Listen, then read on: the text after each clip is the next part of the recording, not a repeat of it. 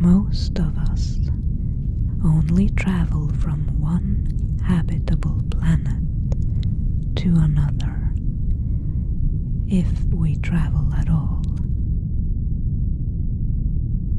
And since most planets are not suitable for life as we know it, space is void of people,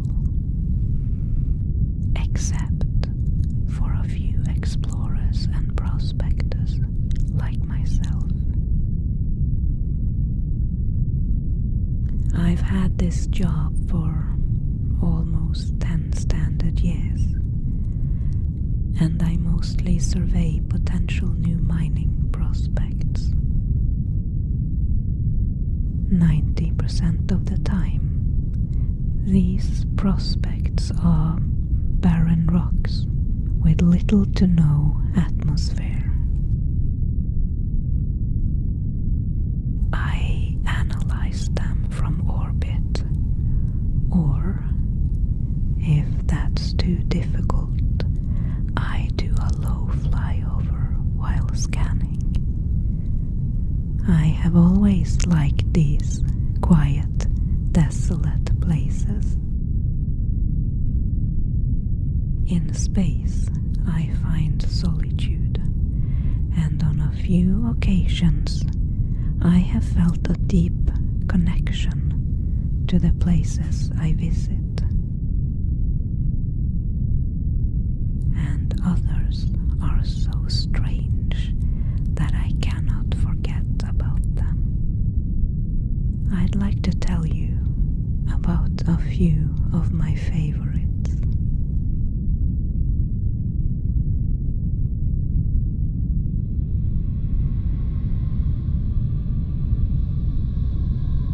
Riastea 5b was a lava planet, a challenging place to extract anything. The extreme temperatures would put a massive strain on any equipment. I was sent there to find out whether or not valuable gases could be extracted from the atmosphere, and if the high thermal activity on the surface could fuel this process. Riastea is a small and young planet, orbiting very close to its star, and fast, which leads to irritation and extreme tidal forces. The planet is tidally locked, and the day side consists of one enormous lava ocean. And so, I chose the night side.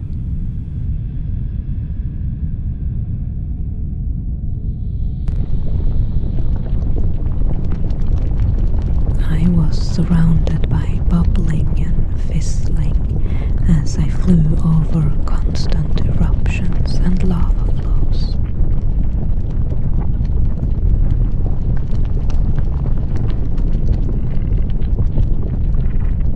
Everything around me was in constant and slow movement, with the occasional burst of lava that erupted from mountains or straight out of fissures in the ground. The condensation of molten rocks from the day side even made it rain lava.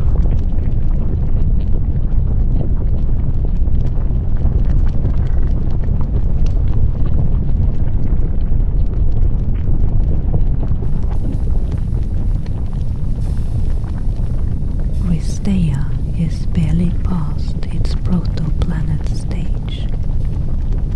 It is still being created, not yet fully formed, and it is born the way it will probably die. In fire, when its star eventually exhausts itself and increases in size to engulf it.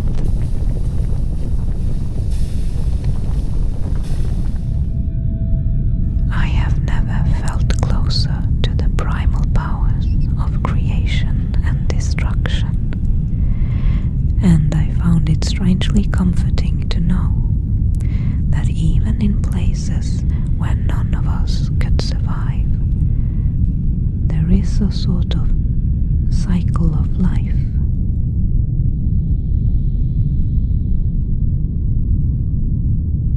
I call this planet Unduna. It's not the name it has been designated with, but it is the name its own inhabitants have given it. Unduna was small for a gas giant, cool and light in color. The atmosphere seemed to move quite slowly, almost languidly, across it.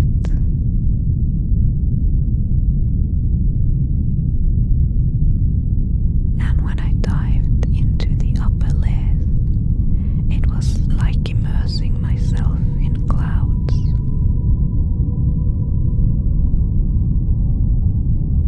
Further down, where another planet would have had a solid surface, matter churned and moved in a near liquid state, typical for gas giants.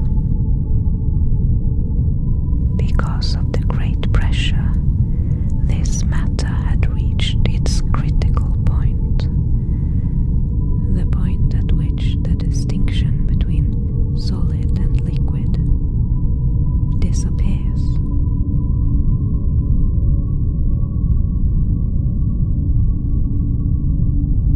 I did not expect to find life in such a place, but life is what I found. They lived in the upper layers, in the dense hydrogen and helium atmosphere. They were difficult to see as they blended in with their surroundings, but they looked somewhat like long streaks of white moving through the atmosphere in slow, wavy patterns. Because of my findings, Unduna was declared a protected planet, not viable for any sort of industrial activity. Exobiologists discovered that the life forms are sentient and even have a form of language, but they are so different from us and indifferent to us, it seems, that we do not even know if they are aware of our visits to their world.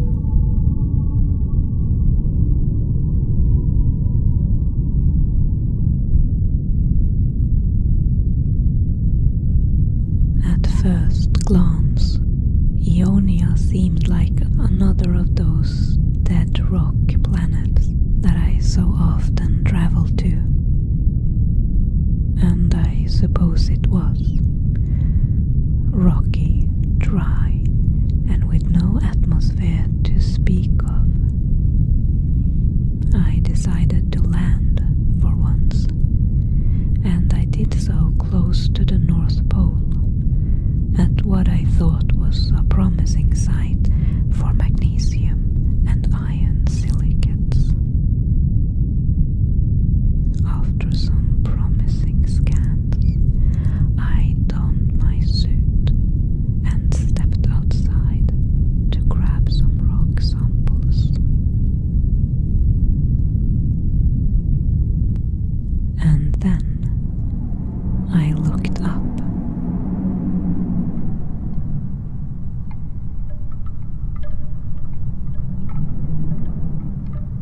I had noticed unusually high magnetic activity from space, a promising sign of large iron deposits. But until I looked at the sky, I didn't realize how magnificent the northern lights would be because of it.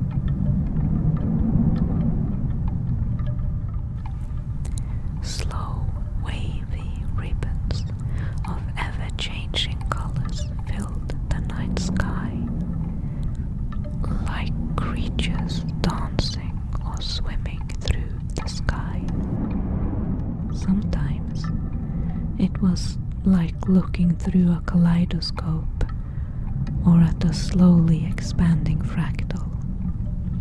This kept me mesmerized for quite some time, and after I had finished my scans, I took the time to enjoy the sight for a while.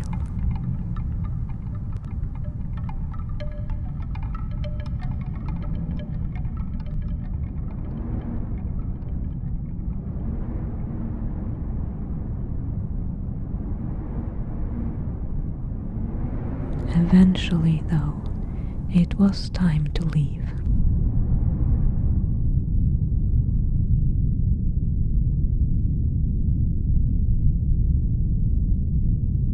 Luthow was the first of my discoveries to be designated as an anomaly. It was a small, rocky planet, very far from any commercial routes. It's probably the furthest away I have ever traveled. I was surprised by what it looked like. A beautiful green all over. When I took a closer look, I discovered that the entire surface was colonized by a single plant species. Something between a moss and a fungus.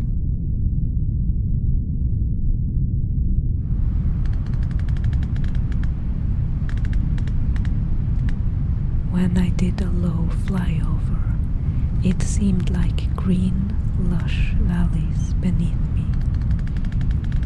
The planet seemed to have had oceans and rivers and lakes at some point, but now all of its water was bound up in this gigantic organism.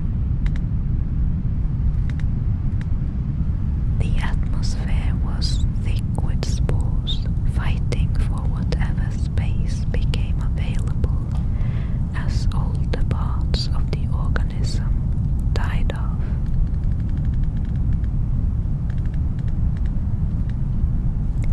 It is believed that Luthow is a terraforming project that was abandoned at an early stage. It is not one of ours, though, as the organism covering the planet has not previously been recorded. This is a sign of an entirely unknown species that are, or were at some point, capable of interstellar travel. Maybe we'll meet them one day. Or they might all be long gone.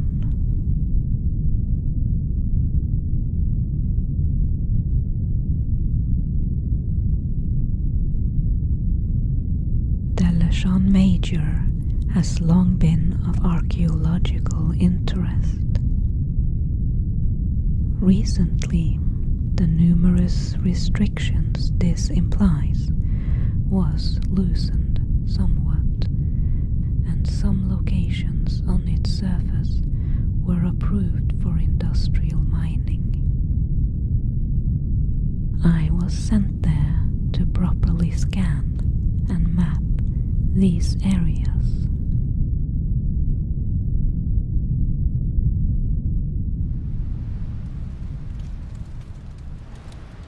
Even along the equator, Delleshan Major is icy cold and snowstorms are frequent. As the wet pitter-patter of snowflakes hit my windows, I scanned the designated area for rare metals. The results were rather disappointing. I didn't find much of use at all.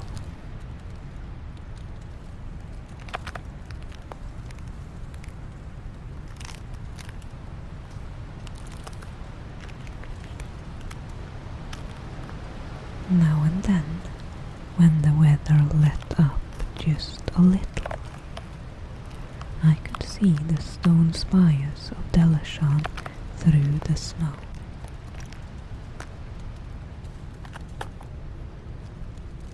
The planet is going through an ice age, as it does every 20,000 years or so, according to our best estimates.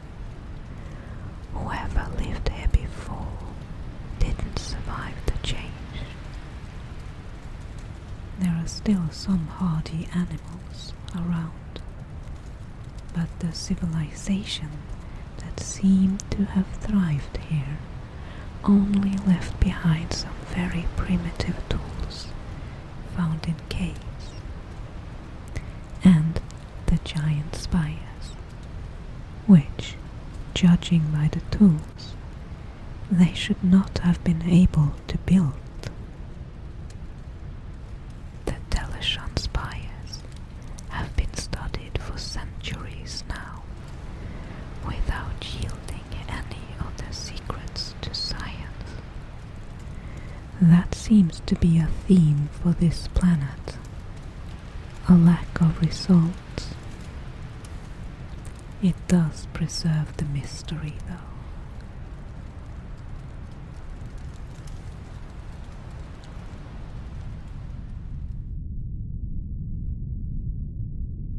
Breshia Lliri was a rogue planet.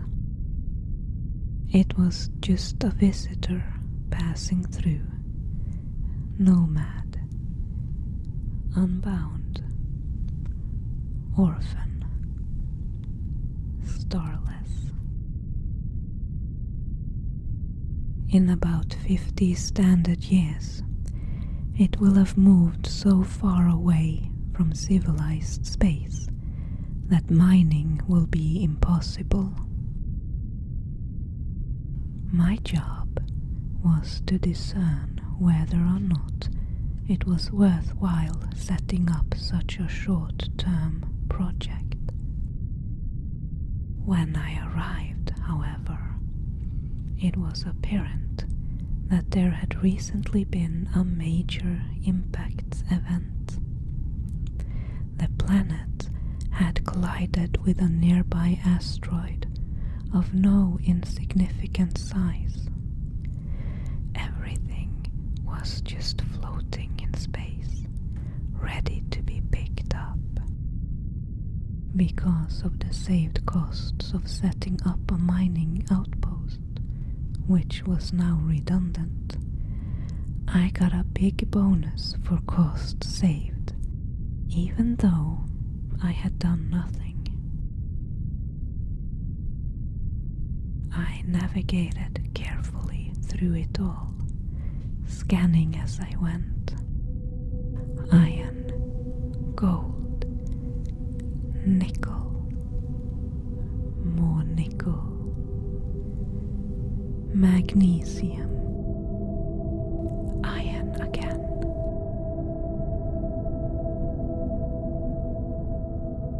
Breshia Lliri was giving it all up to us freely while passing by our little corner of space. This turned out to be my most lucrative contract, but what I remember when I think back on it now is the image of that blue-black rock, the space around it filled with pieces of itself, a whole world spilling out, broken but beautiful.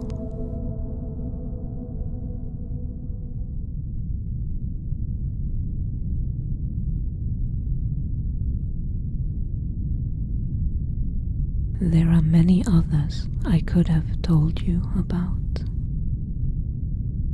Binary and triple star systems where sunsets never end. Planets with rivers of methane, with moons so big or so close that the tidal forces make tsunamis and earthquakes. Asteroids with a surface covered in crystal formations. Space is vast, but not empty if you know where to look.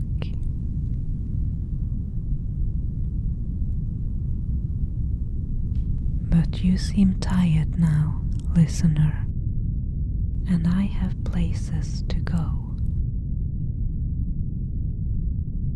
Maybe I'll take you with me someday.